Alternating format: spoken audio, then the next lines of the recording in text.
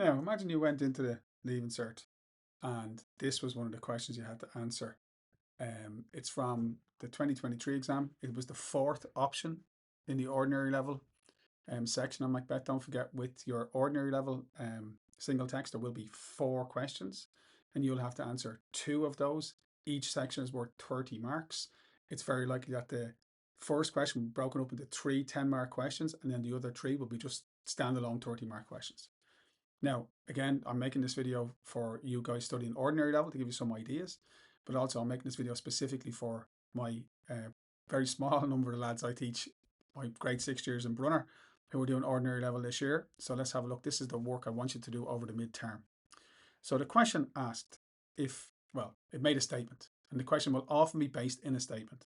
There are many dramatic and tense scenes in Shakespeare's play Macbeth. Identify 3 scenes which you found to be both dramatic or tense or both. Sorry, I just want to do something really quickly. There we go. And explain. So identify is the first instruction verb. And then explain is the second instruction verb. Why you found these scenes dramatic or tense or both. So what we need to do is we need to make sure that we are going to revise our key scenes. Now, what are the key scenes in Macbeth? Well, look, every scene is dramatic, but let's think about the ones we know that we've studied really well. We would certainly think about writing about Act 1. Sorry, no. Act 1. No, sorry.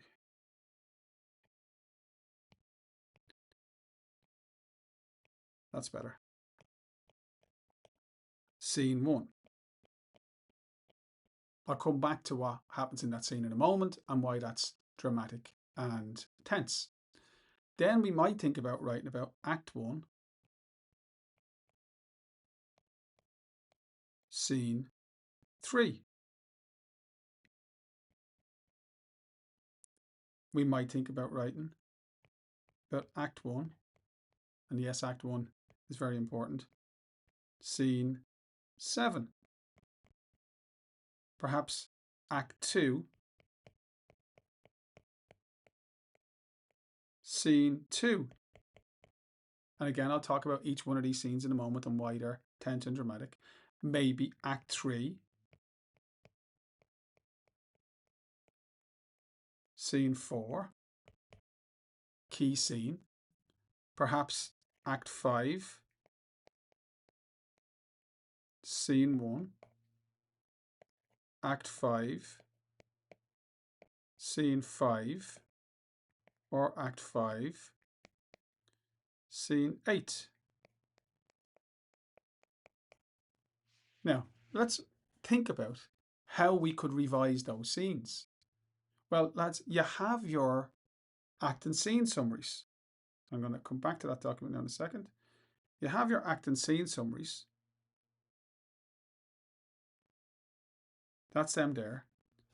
And you go and you have a read of what it says in each scene. And remember, there's a key quote in each scene. And you go and you read them and you don't stress about having to know everything. Don't forget those notes are designed for students who are doing both higher level and ordinary level. But there is no doubt whatsoever that understanding what happens in the scene by reading the document is going to help you. Okay? You can go and you can watch the video content that I've created for you. If you're watching this on YouTube, you'll see the act and scene, that these key scenes video content is up there. And if you're watching this on the Grinds 360 platform, you know there's a video for every scene up on the platform. And then you think about what makes each scene dramatic. Just 1 second.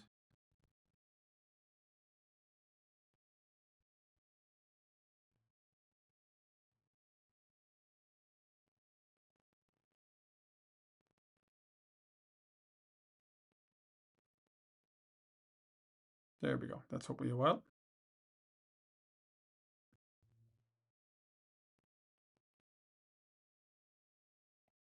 What makes each one of those scenes dramatic?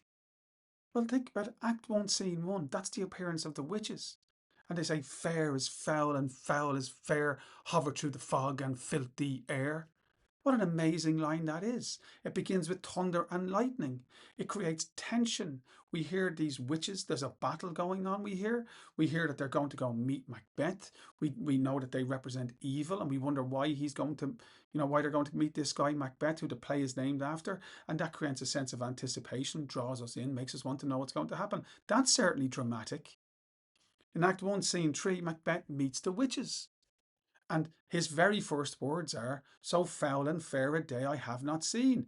That's dramatic because it makes us think that he's somehow linked to the witches because his words are so similar to their um, uh, phrase in Act 1, Scene 1, fair is foul and foul is fair. Then when he meets them and they tell him he's going to be king hereafter, he reacts with, in a really kind of a guilty way.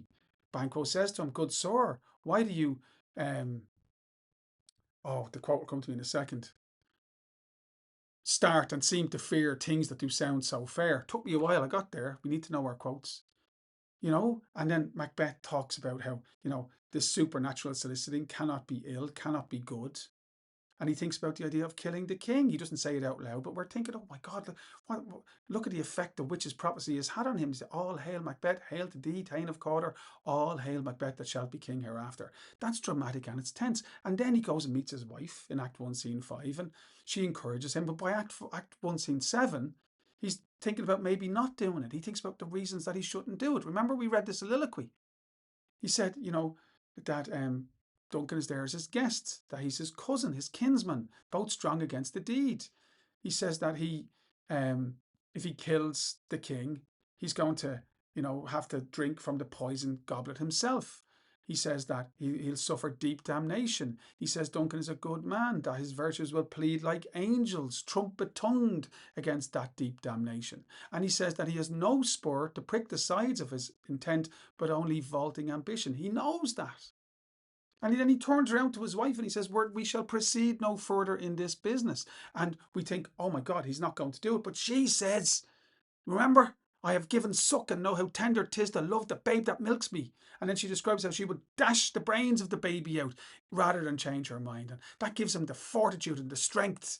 And they're going to look like the innocent flower, but be the serpent under it. And that creates tension. By Act 2, Scene 2, he's off stage and he's killing the king. And she's on stage and she's thinking about how, had he not resembled my father as he slept, I had done it. And she's thinking about, she's proud of her role in what's happening. But she has a conscience. And he comes in and he asks, remember what he asks? Come on, will all great Neptune's oceans wash this blood clean from my hands? And he knows Macbeth shall sleep no more. And he thinks about the impact it's going to have, because sleep is the thing that wraps up the ravelled sleeve of care, knits up the ravelled sleeve of care. And it's hugely tense. And she tries to reassure him, and she realizes he's brought the knives out. Oh my God, they're going to get caught. No, they're not. She brings the knives back because he refuses to. Tense. Go on to Act 3, Scene 4. He's already he's king, but he's become totally corrupt. He's ordered the murder of Banquo. He thinks Fleance is dead. Then the best of cutthroats come in and tell him that Banquo's dead, but that Fleance escaped. Macbeth despairs at this idea. Despairs. And then he looks down the table and there's Banquo's ghost, and he says, never shake thy gory locks at me. And the ghost just points at him. And Macbeth realizes that he's in blood, stepped in so far that he can't go back, and he's no choice, he thinks, but to keep killing. And that's hugely dramatic. And then you get to the final act of the play. Lady Macbeth appears on stage in Act 5, Scene 1.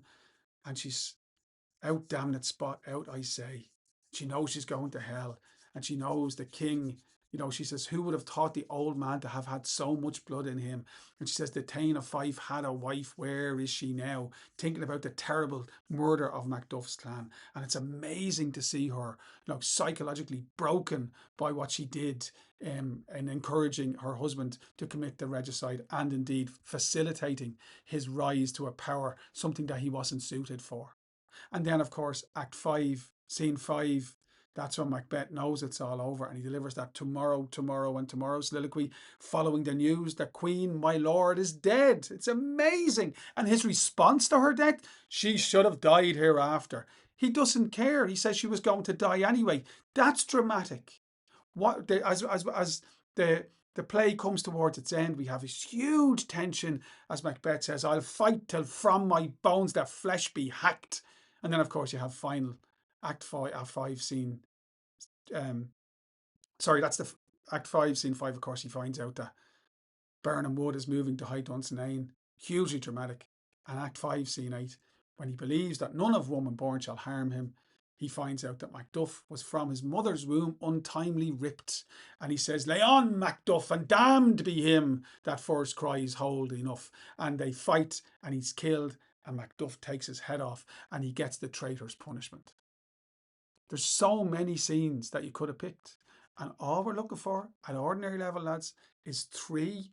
I would like more than that. I'd like you to do better than that. But what I want at a minimum is one paragraph on each one of those scenes, explaining to me what happens in the scene with at least one quote. And don't forget, you open book, use your notes, use your quotes that you already have in the notes, right?